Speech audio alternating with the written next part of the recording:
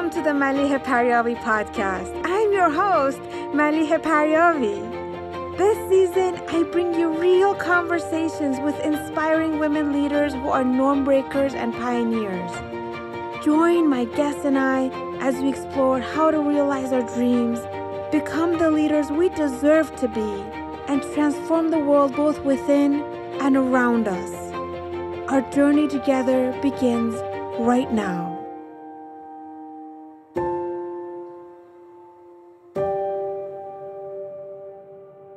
I'm so excited to be speaking to the wonderful Susan David. Susan, thank you so much for accepting my invitation and joining me on this podcast. It's such a pleasure to be here. I've been following your work and I have so much that I want to talk to you about, and I just want to dive right in.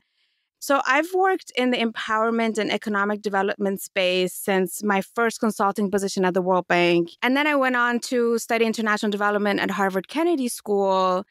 And as I was learning from the greatest scholars about how to empower others and the keys to fostering economic and political development in other parts of the world, I was really struggling with my inner world. I was really struggling to internally empower myself. And it took me some time for me to realize that not that these things don't matter, but you can have all the markers of an empowered person. You can have legal rights. You can have the best education the world can offer. You can have access to credit. You can have family support. You can have endless opportunities at your fingertips. But if you're not empowered internally and don't know how to manage your inner world, you're not truly empowered. In fact, you can be, as I was, really stuck. And you say, and I quote, how we deal with our inner world drives everything. Every aspect of how we love, how we live, how we parent, and how we lead. Yes. Yeah, and I truly believe if we all start healing our inner world, we can heal the world. So, Susan, with your help, I want to explore how we can all do this. Absolutely. Where do we even start? Well, I think that the way you describe in the introduction is exactly right. The way we deal with our inner worlds does drive everything. It impacts on the people that we interact with on a day-to-day basis, but it also even impacts on policy and how we see others and justice and equity in the world. Because so often I believe when people are dealing with internal pain, when they're unable to see themselves, they are also unable to see others. So this has been the core of my work. I studied psychology. My PhD was in the area of emotions. I then went and did my postdoc at Yale in the area of emotions. And really what I became so interested in was this idea that even in organizations, there's the systemic stuff that needs to happen and that organizations need to get right. And yet, so often, even despite that, we see people get in their own way. People want to put their hands up for a career opportunity, but their fear stops them. Or they come home from work and they're so stressed or so in their phones that they struggle to connect with the people that they love, or they struggle to enact health behaviors. And so really the focus of my work has been on this core question, which is what does it take internally in the way we deal with our thoughts, our emotions, and our stories that help us to thrive in the world? You know, really a core part of this where you say, you know, where do we start? I think one of the places that we start is really by starting to challenge a narrative, which is a societal narrative. And this narrative is that we've got to think positive, that we've got to be positive, and that somehow these are the keys to our success. What I find in my own work and what I truly believe is that this narrative actually undermines, not supports, undermines our resilience and contributes to lower levels of well-being and lower levels of mental health. Why is that? As someone could be listening to this and be like, I've been told to just think positive and be positive, and what is this woman saying? Well, you know, one of the things that I spoke about a bit in my TED Talk and that I also speak about in my book, Emotional Agility, is that the narrative, firstly, that we should be positive all the time, is a very, very reductionistic narrative. And it's a narrative that basically is disempowering of people. And the reason for that is that I believe, and the research would suggest, that human beings are capable enough and complex enough and beautiful enough to be able to experience the full range of emotions that is part and parcel of life. That life is interwoven in its beauty and its fragility. We are young and then we are not. We are in jobs we love until we realize that maybe the job isn't the right job for us. And so the reality of the beauty of life is that it comes with these so-called negative emotions. And I think that when we have a narrow view of human capability, which is that we are only able to tolerate, or we should only tolerate, one part of our emotional experience, what that does at the very beginning is it sets us up in a very disempowered and shrunken view of humanity and of human existence. But there are other more practical reasons that I think that the whole think positive, be positive strategy doesn't work. One of the first things is that we know that when people are experiencing difficulty, they might be bored in their jobs, or they might have this inkling that a relationship is not working out. That when we push aside those difficult emotions in the service of forced or false positivity, what actually happens is what psychologists call amplification. The more you try not to think of that difficult thing, the more it has a hold on you, because you aren't then able to put your resources to navigating the situation, to trying to solve for it, to trying to understand it better, and to really live in the world as it is, not as you wish it to be. So we know that when people push aside difficult thoughts and emotions, even in simple experiments, we ask people not to think of something, we know that that person will think of that thing almost 40 times in a single minute. And what I talk about in my TED is it's like that delicious piece of chocolate cake in the refrigerator. You know, the more you try not to think about something, the greater its hold on you. So that's one of the reasons that this narrative of forced positivity doesn't work. The second reason is that our so-called negative emotions often contain signposts to the things that we care about. They help us when we tap into those values to be more adaptive and agile in the world. So I'll give you an example. I've never met someone who's bored at work who isn't at some level concerned about learning and growth. So there's a value that is pointed to by that difficult emotion. Or a guilty parent who is at some level concerned then about, am I being present? Am I being connected with my children? You know, anger is a great example. Anger often points to a sense of a value of justice and equity. So when we push aside our difficult emotions, we also push aside our ability to learn and to use that learning to adapt and to be fit and connected and whole in the world as it is. What you're saying resonates with me so much. And I remember growing up, every time I had a difficult feeling, especially sadness, I was told, don't be sad. You're being ungrateful. You should just focus on the things that are going well and don't focus on this one thing that's really hurting.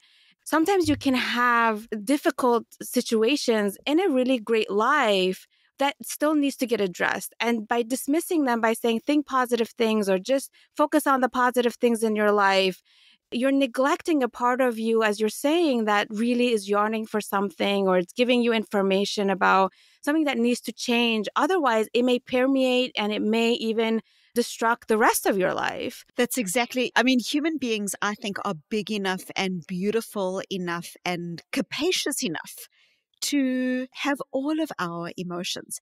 Now, that doesn't mean we want to dwell on our difficult emotions, what I call in my book brooding, but we don't want to push them aside because those emotions are a core part of who we are as human beings. And, you know, what you describe in a parenting context, this is very, very common, what we call display rules.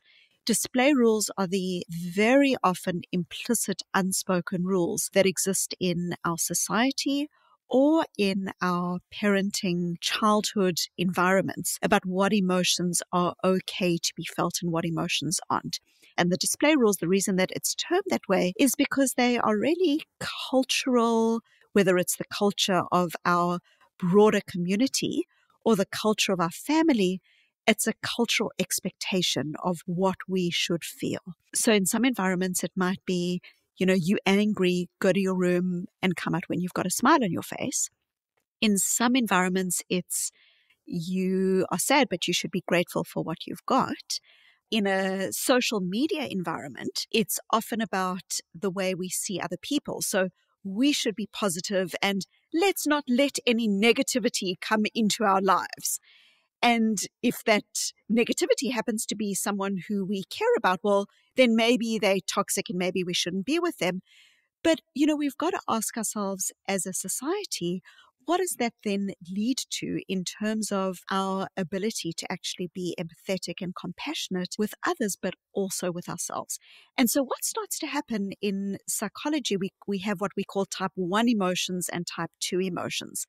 Type 1 emotions are the pure experience of the emotion. I'm sad, or I'm worried, or I'm angry, or I'm happy. Type 2 emotions are when we start having emotions or thoughts about our emotions and thoughts. So we might say something like, I'm sad, but I shouldn't be sad. I'm worried, but I'm not allowed to be worried because I've got so much.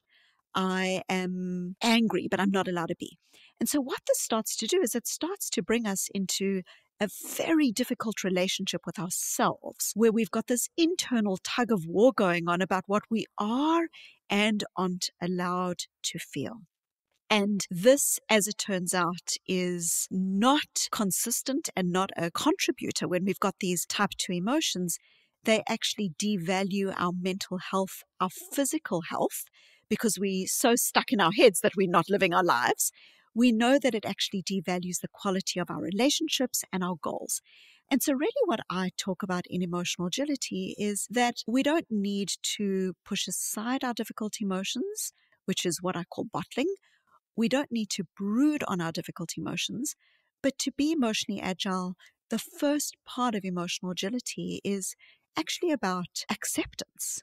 The thing that requires the least effort, the thing that is the most beautiful way that we can be in the world, which is acceptance. Not the same as passive resignation. I feel bad, therefore I'm just going to go to bed because I, feel bad. But acceptance. This is the way that I feel. And when we are moving to a state of acceptance, it's from there actually that we're able to make real changes because we're not fighting with reality any longer. But then sometimes you are in circumstances that are so intense and that are so painful to feel that it does require some time to move through these emotions. Absolutely. And how do we recognize when we're really being consumed by emotions unnecessarily and when it's okay to just sit with that? And I remember I was going through a very difficult time and I had a good month where every morning I would wake up and I felt deep, deep sadness. Mm-hmm. And I let myself, I said, I feel sad. Okay, so what can I do? And I would, take a shower, I would go for a walk. But I was really gentle with Yeah. myself. And it had taken me quite a number of years of practice to be able to do that. When you're someone who has never even opened yourself to that world, when you've never started feeling your feelings, or when you've been shoving them or pushing them or invalidating Mm-hmm. them or shunning them, when you start feeling feelings, it can get really overwhelming. Yes. So how do we navigate these So I waters? think this is just crucial. And I describe a lot of these strategies in very practical ways in my book, Emotional Agility, and I'll describe some of them. The first thing that I wanted to highlight is that you spoke at the beginning about use the word empowerment. And empowerment often has this connotation that it's about rah, rah, being strong and being out there and being, it's this very big sense of self. But I think one of the most beautiful ways we can empower ourselves is to be gentle with ourselves, to hold ourselves, to be kind to ourselves, and to allow ourselves, to be willing to be ourselves. And so a really critical first part of emotional agility in my book, I talk about 4 key aspects in very practical ways. And the first aspect is actually about this idea of ending the struggle by dropping the rope. And what I mean by that is, starting to notice when you're starting to say things like, I shouldn't feel, I'm allowed to feel, I'm not allowed to feel, I should feel something else, is end that struggle. That, if we can just say to ourselves, it is, it is, it is, this is what I'm feeling. So that's a first really important part. But as you rightly point out, we don't want to get stuck in the emotion, because when we're stuck in the emotion, what I call brooding, I'm so upset with my boss. My boss is such an idiot. My boss is a fraud. My friend has wronged me. Often we get so stuck in this emotion that we are not, again, being agile. And so there are critical ways that we can start moving forward from that. The first is starting to engage with that emotion with a greater level of curiosity. So asking questions like, what is this emotion trying to tell me? It doesn't mean that the message is right. It doesn't mean that because I think my boss is an idiot, my boss is an idiot and I've got a hand in my notice. It doesn't mean that I never need to speak to my friend again because I'm upset with her. But what is this emotion telling me about what's important to me and what my values are? Our emotions are data. They are not directives. So our emotions, our most difficult emotions, contain data about things that are important to us, things that we care about. It doesn't mean that because we feel an emotion that we've got to act on it, we've got to have it out with the person, etc. And so the example that I use is I can show up, the language that I use is showing up. I can show up to my son's frustration with his baby sister. I can be kind, I can be empathetic, I can be curious with that. So I can surface the data that come from that difficult emotion. But it doesn't mean that I endorse his idea that he give her away to the first stranger that he sees in a shopping mall. Well, I think often what we do is we have this idea that because I validate and feel something, that I'm also validating and allowing the action. No, you can show up to the difficult emotion without allowing it to become the boss. So a first really important part that I talk about here is this idea of curiosity. What is the emotion trying to tell me? A second part, which we've already touched upon, is being compassionate. Being compassionate is a cornerstone to resilience, to thriving, and to change. And I think this is really important because we live in a world which would have us believe that we are in a never-ending Iron Man or Iron Woman competition, where we've just got to keep going. And so often the idea of being compassionate seems incompatible with that. It seems like being self-compassionate is about being weak or being lazy or letting yourself off the hook. But actually, what the research shows us is that when we are compassionate with ourselves, what we do is we create a safe space. And in that safe space, it gives us the energy and permission to then be honest with ourselves, because we know we'll love ourselves and be kind to ourselves anyway. It gives us permission to take risks, because if we fail, we know we still are kind to ourselves. And so what's really interesting is the research on self-compassion shows that when we are able to give ourselves the gift of compassion, we are also more likely to be motivated, more successful, more able to move towards our goals and thriving relationships effectively. And then a third thing that I just wanted to say that I think is really important here, simply the act of labeling our emotions.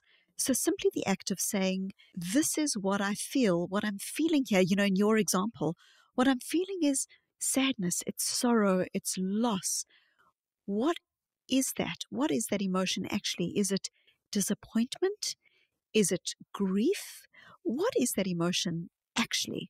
There's a wonderful body of research that shows that the accurate labeling of emotions, whether we're doing it with ourselves or whether we're doing it with our team or with our children, the act of labeling our emotions helps us to better understand the causes of those emotions and also activates what's called the readiness potential in our brains, the part of our brain that starts helping us to move towards outcome.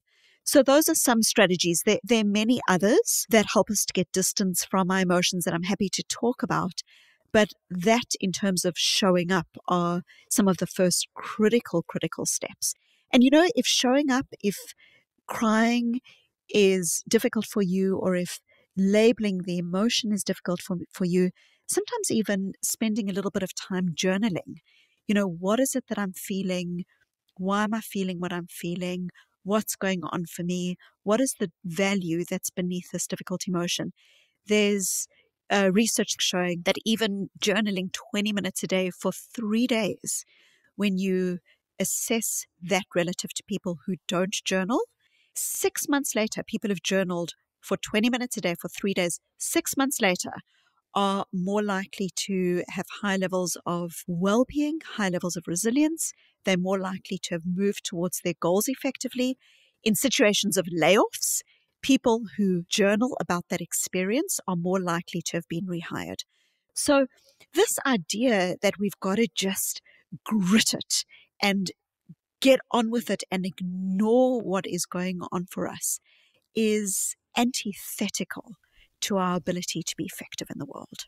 I could not agree with you more. Just labeling the emotion and whatever is going on and approaching it with curiosity just opens doors for a lot of healing and also a lot of options and a lot of insights into what we may be wanting to do with our lives and with our careers. And that's such valuable information that gets neglected when we ignore these emotions. But, as we're talking about this, I'm thinking, okay, someone could be listening and thinking, this sounds like really hard work. Why would I put myself through this? Yeah.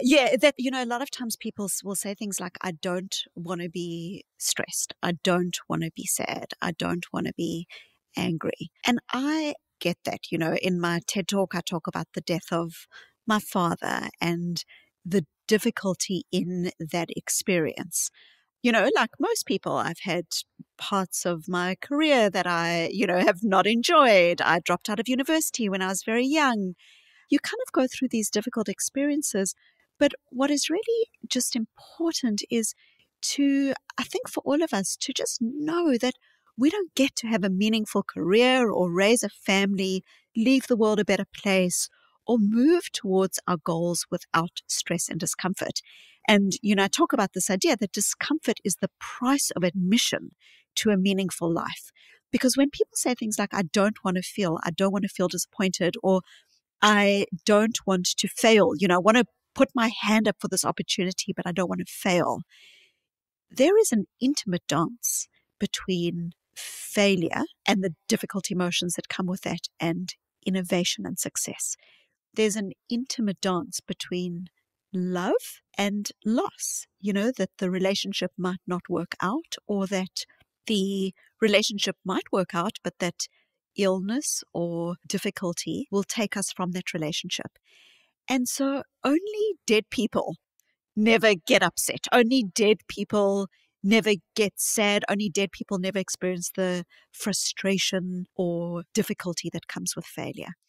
So part of being emotionally agile is recognizing this intimate relationship between the things we want to be and the things we want in our lives and the flip side of those things. And the fuel that keeps us going in a way that is whole and healthy is by being connected with ourselves, by showing up to our difficult emotions, but also by stepping out of those, by recognizing that those emotions are not directions, that we can understand our emotions, but we can also get some distance from those emotions, and we can put our values in place. Who do I want to be in this situation? And these become critical. Is it possible to be emotional agile when it comes to certain difficult emotions and not others? For me, for example, I've been really good at learning how to feel my sadness, but anger has always been a tough one for me. And do you have any strategies to help us strengthen our agility or emotional agility? Yeah, so you're absolutely right. When you talk about how one can be better with some emotions and struggle with others, again, this relates a little bit to these display rules that I spoke about earlier, which is, we have display rules in our society, in our culture, and the way we were raised, but we also have our display rules for ourselves. And there's also gender-based display rules, women according to society, according to the people out there. Women are allowed to be sad, but they're not allowed to be angry.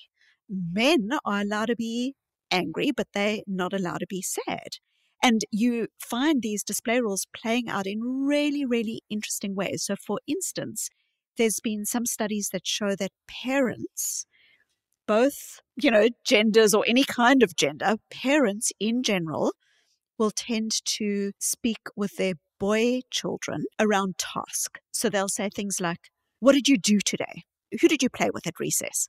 So it's very task oriented, and it's often about pushing difficult emotions aside and almost about solution. With girls, parents are more likely to say, "How did that make you feel? Did that make you feel sad?" So what we start doing is we start engaging children in greater levels of literacy when it comes to particular types of emotion. Girls get more literacy, more validation, more okayness with being sad, but boys, need to just get on with it. And you find this playing out in really, really interesting and also very, very sad ways in adulthood, where depression or difficulty even connecting with emotions, particularly emotions, starts to come in. So I think this is a really critical aspect. Depression is now the single leading cause of disability globally. And when we think about this set of skills around emotional agility, these are not soft skills. These are not skills to add on to once you've gotten all the other aspects of your career right. What we know is that in our lifetimes, we will either, 1 in 5 people will get depressed, or we will be working with people who are depressed, or our children will be depressed.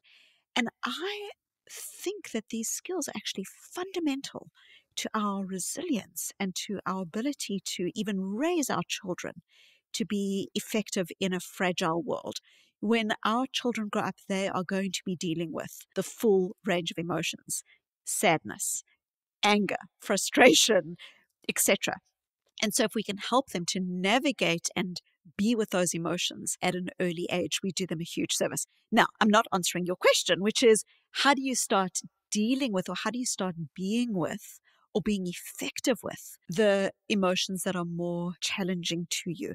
So I think one of the first things to recognize is sometimes different emotions can mask what's really going on. You can feel sad, but actually what's underneath the sadness is that you're really angry. Or you can feel angry, but what's underneath the anger is sadness. And so I think for people, it can become really important just to say, like, what is this emotion? Is it all about sadness, or is there some anger here? Is there some loss? And then a second part of that is practicing not running away from the difficult emotion, the one that you find more difficult. So when people find anger difficult, they, in a conflict situation, will be much more likely to rationalize it, to say, I'm angry in my job, but at least I've got a job. That's fine. And then they ignore it. So those are the emotions we're more likely to ignore. But if you start saying, what is this anger pointing to? This anger is pointing to the fact that I feel like I've been treated unfairly, or the fact that I don't think that there's been equity here in a way that is really important, or I feel like I've been discriminated against because of my gender. Then what that starts doing is it starts saying, okay, so this difficult emotion of anger that you do find difficult, again, is underpinned by a value. What is a small thing that you can do that can move you in the direction of that value? If equity and fairness are really important to you, is there a conversation you need to be having? Are there colleagues who you can connect with that allow you, again, not to be driven by the difficult emotion, but to learn from it? I think that's great advice. And you say that when people are allowed to feel their emotional truth, engagement, creativity, and innovation flourish in the organization. And how can leaders foster an environment and a culture where this is encouraged. So this is critical. This is critical. All organizations that I'm working with at the moment are saying things like, we need to be agile. We are facing unprecedented technological, economic complexity, and we need to be agile. And often what they mean by agility is they need people to be innovative, creative, collaborative, team-based, whatever synonym you want to put in there. But there is no agility that is possible in organizations without an openness to the flip side of those criteria that we want from people. So, there is no innovation that is possible without an openness to the difficult emotions that come with failure. There is no innovation that is possible without an openness to disagreement and conflict, because often the best innovation actually happens when we allow the full range of ideas into the room.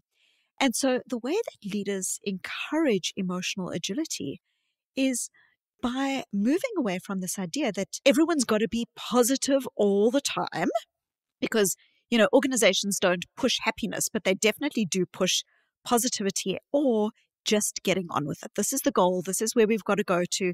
And what I find in my work, and I do a lot of work with organizations around culture and engagement, creativity, innovation, and agility, is that it's the leaders who don't try to say, well, you can only feel this. Of course, they don't say that, but it's implied. The leaders who start the meeting off by saying, what are disagreements that we've got here?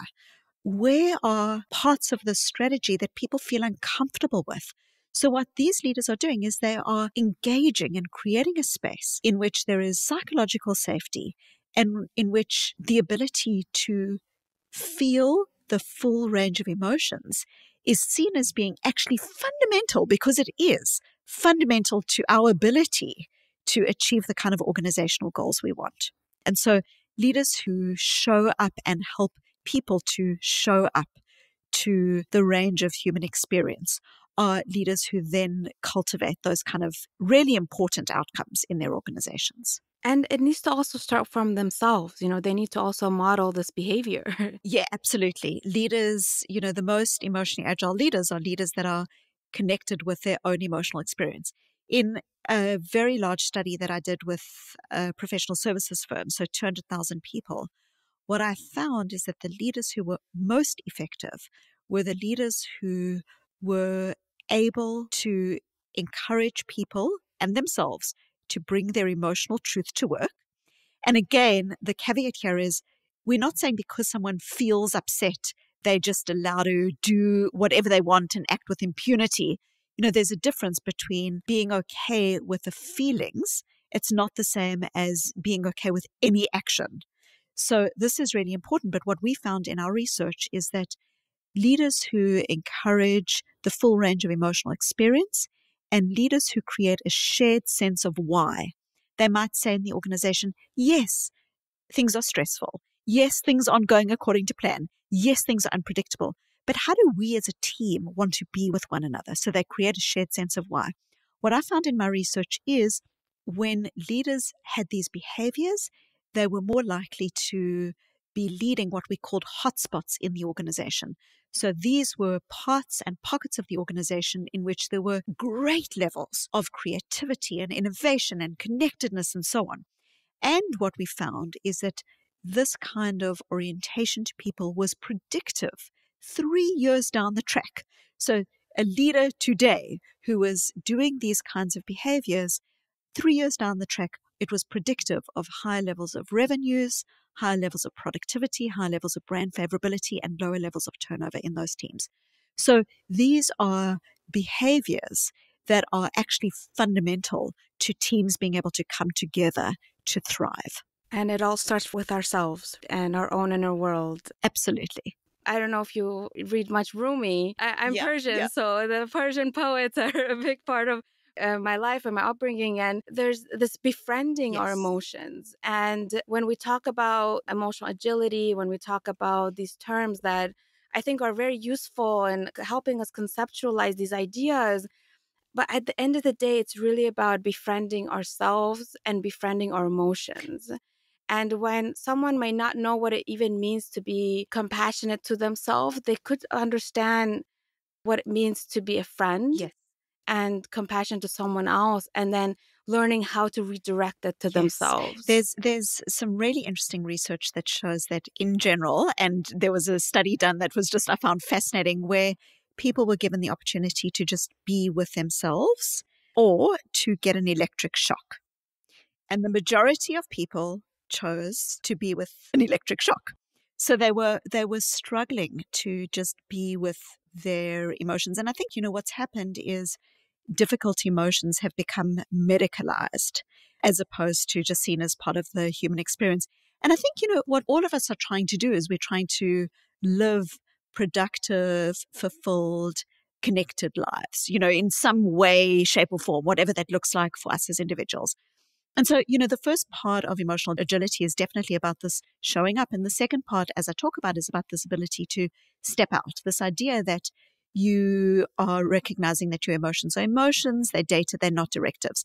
And there's some beautiful examples of how we can do that so that we get the value of those difficult emotions, but we aren't in the space of, oh my goodness, this is really, really difficult.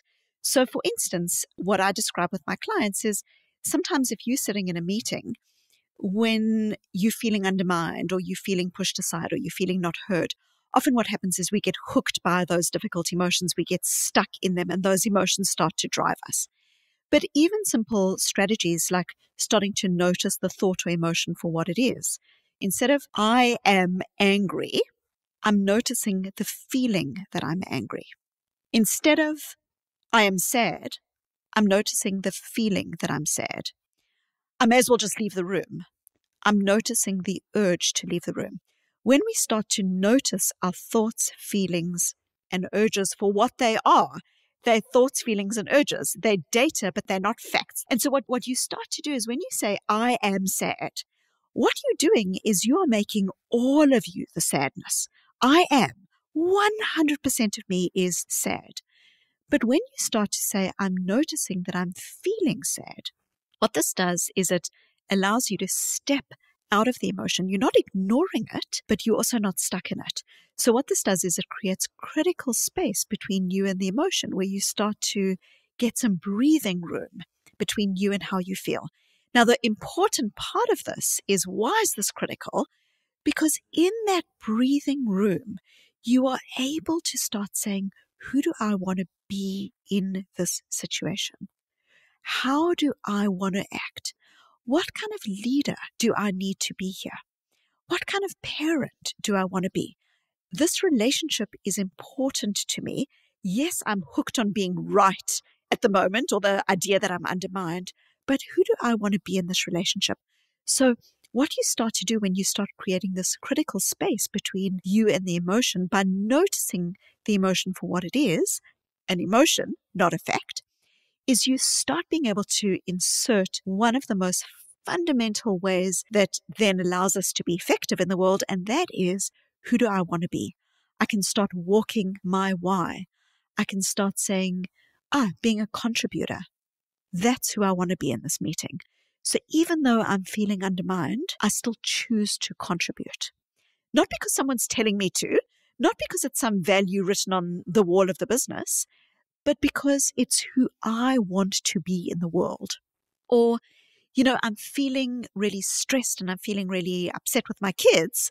I'm noticing that I'm feeling stressed. I'm noticing that I'm feeling upset. And what is that emotion pointing to? It's pointing to the fact that I'm feeling that I just haven't had enough self-care or time for myself.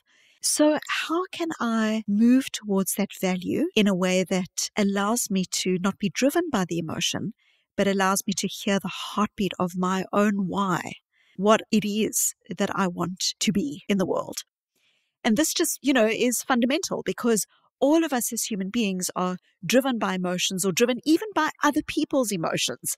Someone else is upset, so we get upset. Everyone's feeling toxic in a particular environment, so we start engaging with that toxicity. And what we often forget is that we actually have a heartbeat of our own why. And so the way that I think of values is that values are often seen as being these abstract ideas. But if we start recognizing through our emotions who it is that we want to be, what our why is, and we start bringing that more front and center, what it allows us to do is to move forward with purpose, move forward in ways that are centered and connected and whole. And so what we start doing is we start to move away from this idea of what I call have to goals. I have to go to this meeting. I have to contribute because people are asking me to. And instead we start connecting with our true intrinsic want to. Who do I want to be in the world? And as it turns out, these kinds of want to connections that we make allow for greater levels of success and effectiveness and health and well-being and beauty, because you're not saying I have to lose weight because people are at me.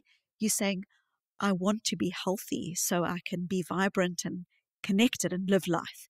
And our goals are sustained in longer term ways when we have these want to values connected ideas. Everything you say is just so powerful. And I'm trying to think, what does it require to be able to create these pauses, to be able to proceed with this curiosity, to be able to really be aware of even our authentic wants or how we want to show up to this world or to the situation or for this feeling or for my family or for my organization. And I think it requires a lot of mindfulness, a lot of self reflection. And I think a lot of times people have this notion that you're either emotionally agile or you're not. It really takes practice, it really takes effort. And it's like a muscle that needs to get strengthened. Yes.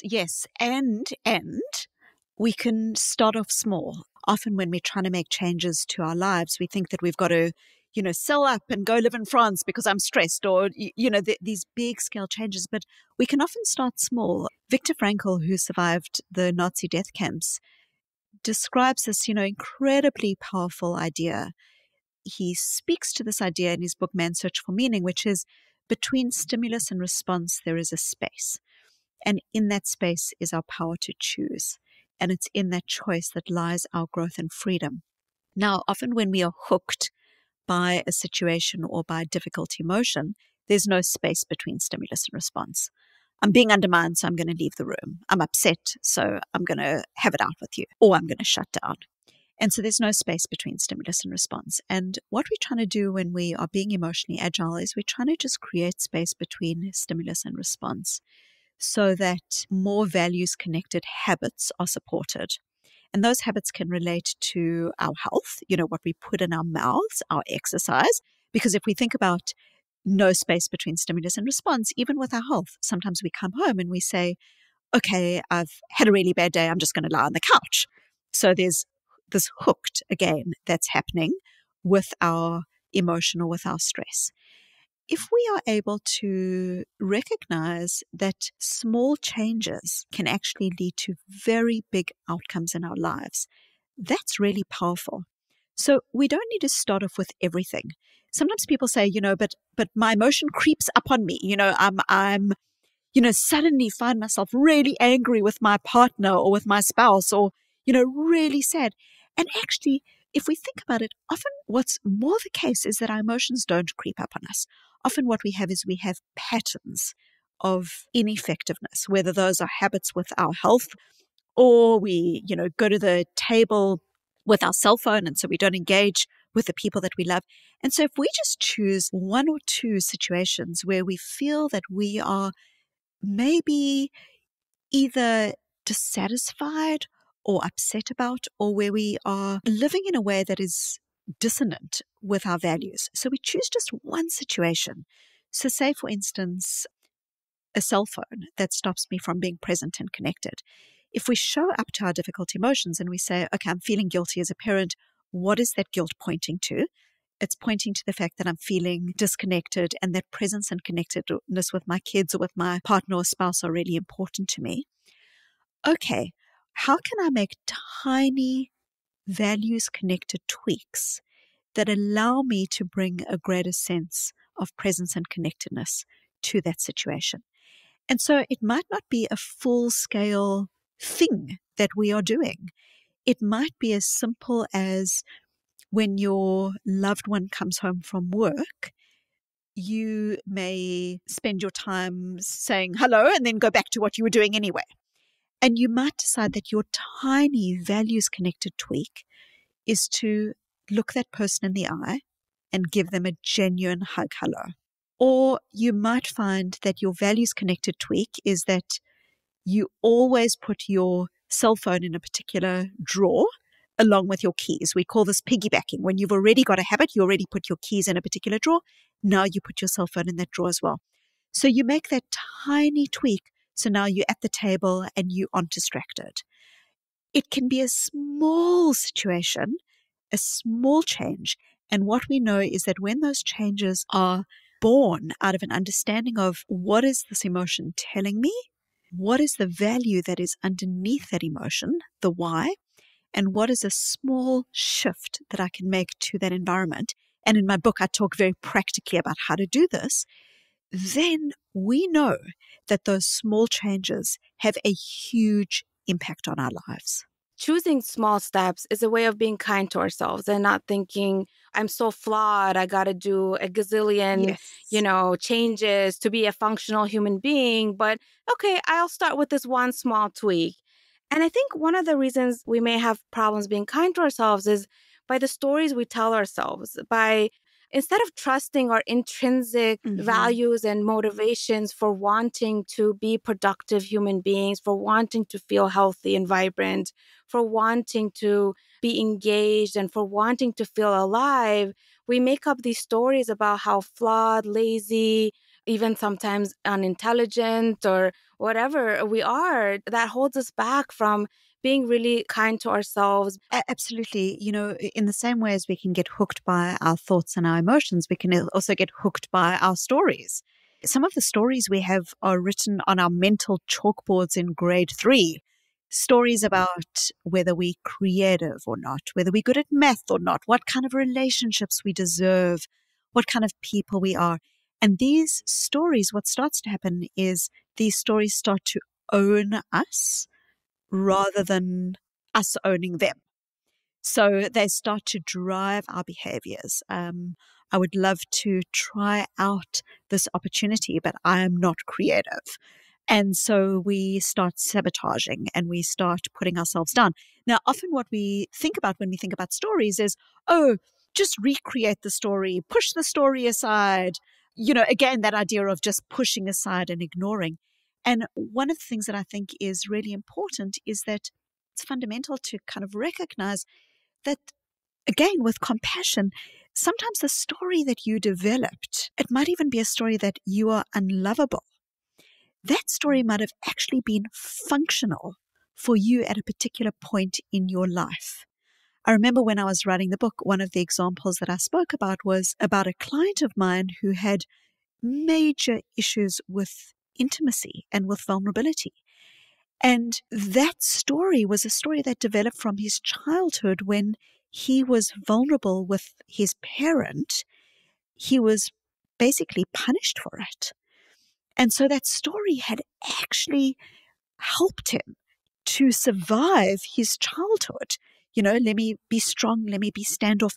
But what had started to happen is that story was now constraining. It was like a pair of shoes that were too small because the story was stopping him from engaging effectively in relationships now as an adult.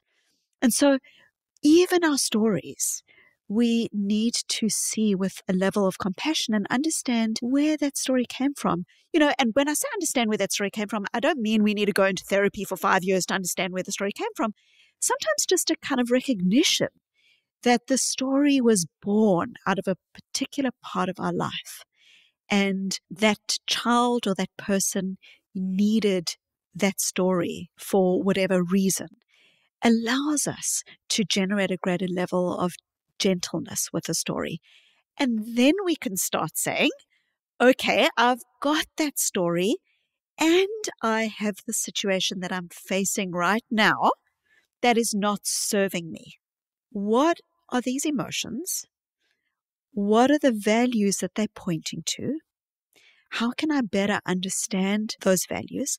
And what are some small changes where I can use the psychology of how we make effective change in our lives to move forward effectively? But yeah, absolutely. We can be driven by stories. Sometimes those stories, are even stories about I'm right and they are wrong, And what we forget to ask ourselves is the most important question. Who do I want to be? Because you are not your story. You are you, and you are big enough and capacious enough and wonderful enough and human enough and flawed enough as a human being to contain the full spectrum of human thoughts, emotions, and stories, and to not let those drive your actions. Wow. Susan, there's so much here that is still left unexplored. And if people want to hear more about your work and to strengthen their emotional agility and to get more tips and tools, where can they go? And do you have any advice for them? Yeah, absolutely. So a couple of resources. The first is my TED Talk. I'm going to just jump in right here. I swear, if you have not seen this, you got to see it. If there's one TED Talk you watch in your lifetime, it has to be Susan's, because this is the core of what we really need to be working on. I was hanging on to every word. So I highly endorse the TED Talk. Thank you. So the TED Talk is definitely a great introduction, 16 minutes. It's the gift and power of emotional courage. The second is my book, Emotional Agility. And then the third that a lot of people find useful, we've now had about 120,000 people who've taken a free emotional agility quiz that's on my website. You can find it at Susan David, SusanDavid, with a South African, Australian, New Zealand accent, susandavid.com/learn. That quiz is about your general way of being with yourself and your emotions and your habits, and it generates a free 10-page report. And there are lots of other resources on our website too. Susan, thank you so much. I feel so grateful for having had this opportunity to explore developing our inner worlds with you. Thank you for joining me, for the work you're doing, and for being such an inspiration. Thank you. I so appreciate it. Thank you for listening to the Maliheh Paryavi podcast. I hope you enjoyed this episode. You can follow me on Instagram and Twitter and subscribe to my newsletter on my website for more inspiration and support. Until next time, be well and keep on shining.